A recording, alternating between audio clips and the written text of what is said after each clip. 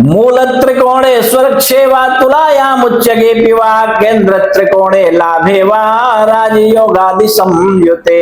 राज्य लाभो महत् सौख्यम दार पुत्रादिवर्धनम वाहनम त्रय संयुक्तम गया स्वांबर संकुलम। तो मित्रों, महर्षि पराशर यहाँ पे 59वें अध्याय का आरंभ करते हुए शनिदेव की महादशा और अंतरदशा के विषय में वर्णन करते हैं कि आपकी जन्म कुंडली के अनुसार यदि शनिदेव की महादशा चल रही हो और शनिदेव की ही अंतरदशा भी चल रही हो और ऐसा शनिदेव जो है आपकी कुंडली में अपने मूल त्रिकोण में स्वक्षेत्र का होकर या उच्चगत होकर के बैठे हुए हो या किसी केंद्र और त्रिकोणगत ऐसे शनिदेव हो तो लाभगत भी यदि हो तो भी ये राजयोग के कारक हो जाते हैं। और कहते हैं कि राज्य लाभ हो महत् सौख्यम, है ना, महान सुख की प्राप्ति करवाते हैं। दार पुत्रादिवर्धनम, स्त्री और पुत्रों की वृद्धि करते हैं आपके जीवन में। ऐसे शनिदेव की दशा अंतरदशा में आपका विवाह भी हो जाता है, आपकी सुंदर भार्या प्राप्त होती है। और कहते हैं कि वाहन त्रय संयुक्तम गजा स्वांबर संकुलम,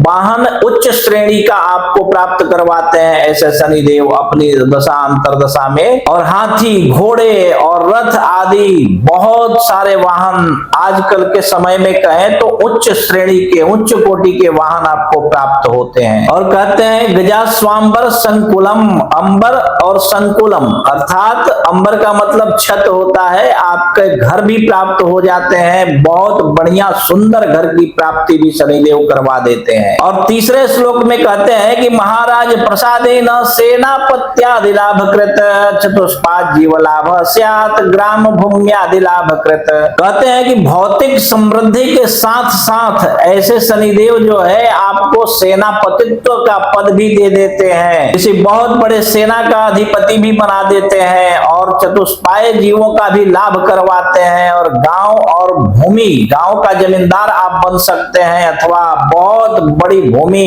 हजारों एकड़ भूमि आपको प्राप्त करवा देते हैं शनिदेव। तो मित्रों, राहु केतु और शनि के विषय में बहुत अच्छी बातें तो महर्षि पराशर ने जरूर कही है यहाँ पे, लेकिन किन कंडीशन में हो तो ऐसा नहीं है कि हर तरह के किसी भी जगह पे बैठे हुए हो राहु केतु या शनि तो ये शुभ फल ही देंगे। वैसे तो ये किसी भी ग्रह पे लागू होता है, लेकिन खास करके राहु और शनिदेव के ऊपर ये सूत्र जो है ना लागू करने के लिए आपको बहुत अच्छे तरीके से, बहुत गहराई से, बहुत विचारण पूर्वक इस विषय को देखना पड़ेगा, ग्रहों की स्थिति का आकलन करना पड़ेगा, ठीक है। और बहुत अच्छे से आकलन करने के बाद ही इस विषय में आप कुछ बोल सकते हैं अथवा समझ सकते हैं, ठीक है। तो इसी प्रकार जो है आप समझ करके तभी फलादेश कीजिए, और अगर अच्छे शनिदेव हो तो निश्चित रूप से अच्छा फल देते ही हैं, ठीक है। तो इसी प्रकार आप भी अपनी कुंडली देख सकते हैं और अपने बारे में स्वयं भी समझ सकते हैं। और यदि इसके बाद भी आपको आपकी कुंडली समझ में न आवे तो आप अपनी कुंडली किसी कुशल श्रेष्ठ अनुभवी विद्वान ज्योतिषी को दिखा सकते हैं। और यदि कोई श्रेष्ठ विद्वान आपको आपके आजू बाजू में न मिले तो आप अपनी कुंडली हमें दिखा सकते हैं। आप देश विदेश कहीं भी रहते हो, व्हाट्सएप पे मैसेज कीजिए और व्हाट्सएप मैसेज करने के बाद कि आपको अपॉइंटमेंट चाहिए, और यदि अपॉइंटमेंट कंफर्म हो जाए तो आपके साथ फोन पर बात करके हम आपकी कुंडली देखकर एक एक बात विस्तार पूर्वक समझाकर बतला देंगे, ठीक है।